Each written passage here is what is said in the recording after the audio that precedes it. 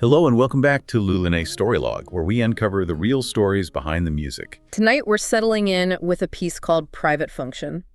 And honestly, looking at the notes for this one, the first thing that hits you is just this startling contradiction.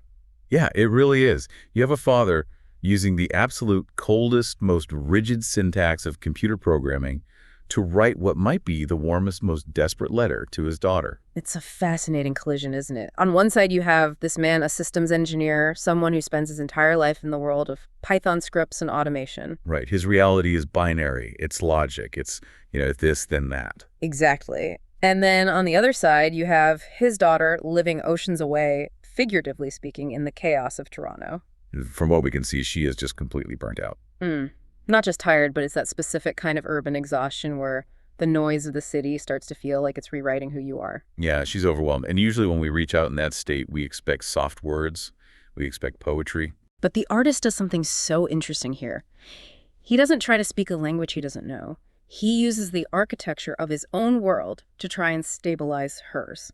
Introducing this concept of the private function. Which is a brilliant metaphor, actually. For anyone who hasn't spent a sleepless night debugging code, a private function is essentially a piece of code that cannot be seen or touched by the rest of the program. Right, it's completely locked down. And that's the beauty of it. In a computer system, if you make every function public, if you let every external process touch your core data, the system crashes. It becomes unstable because there are too many inputs. Right. So the father is looking at his daughter's life and saying, you are crashing because you've made your heart a public interface. Now, that is a heavy realization. It's powerful. He's telling her that her heart needs to be a private function. It's not about being cold. It's about structural integrity. Yeah, he's saying the world doesn't get access rights to her inner peace unless she explicitly grants them. It grants her agency, doesn't it?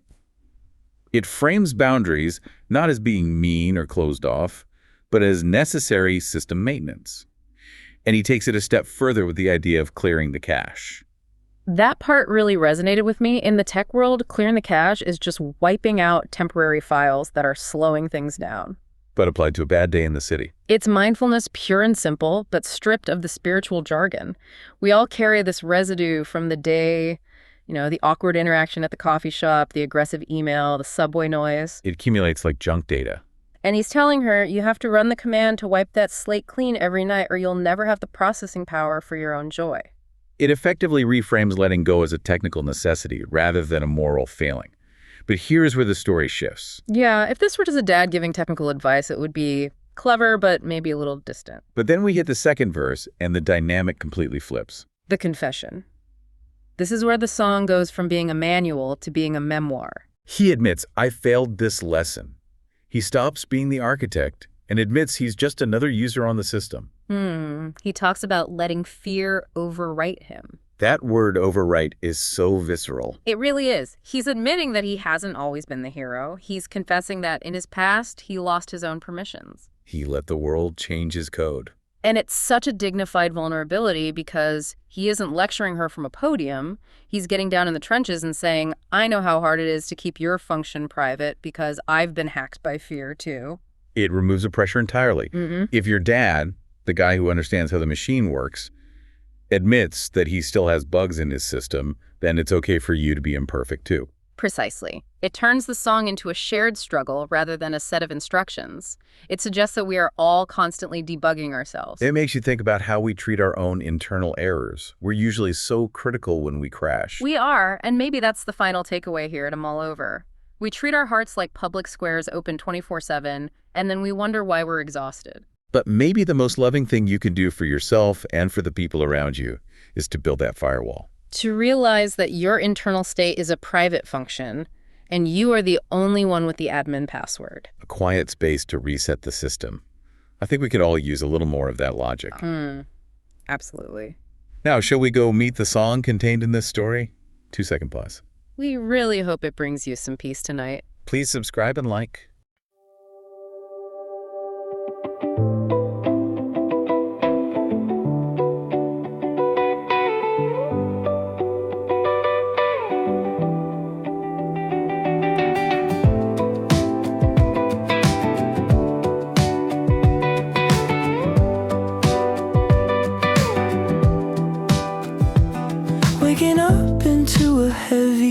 silence, thoughts already running late. Out of breath before the day begins, trying hard to calculate.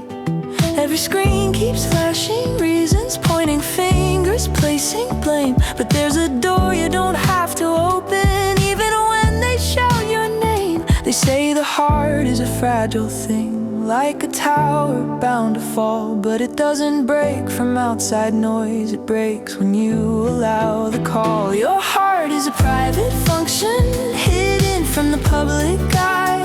No one gets inside the system unless you give the access right. You can crash, you can bend, not shatter. You decide what runs, what waits. Your heart is a private function, only you can choose its state.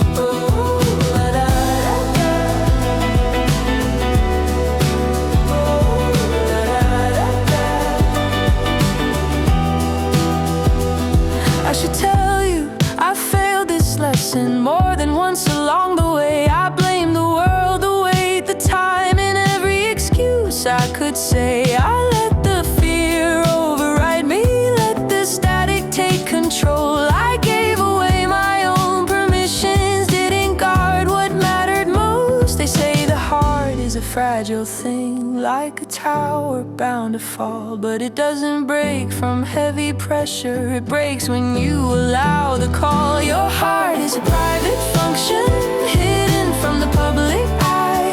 No one gets inside the system unless you give the access right. You can crash, you can bend, not shatter. You decide what runs, what waits. Your heart is a private function, only you can choose its state.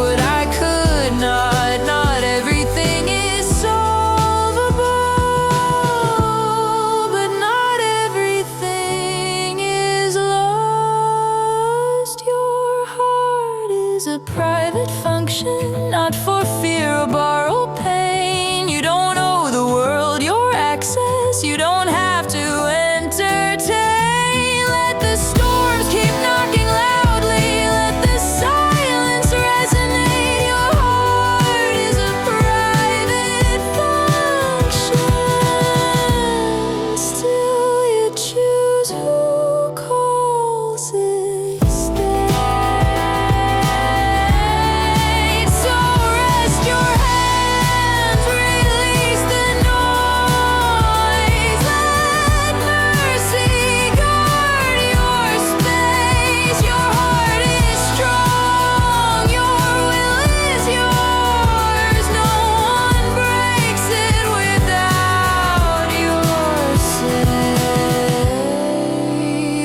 Not an open system. You were never meant to be.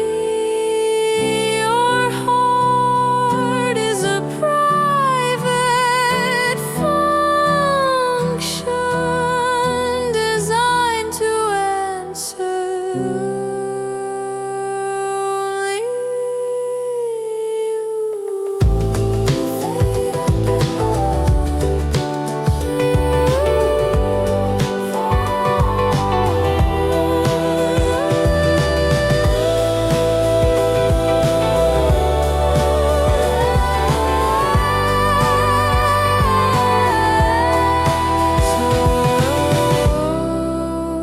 So rest your hands, so rest your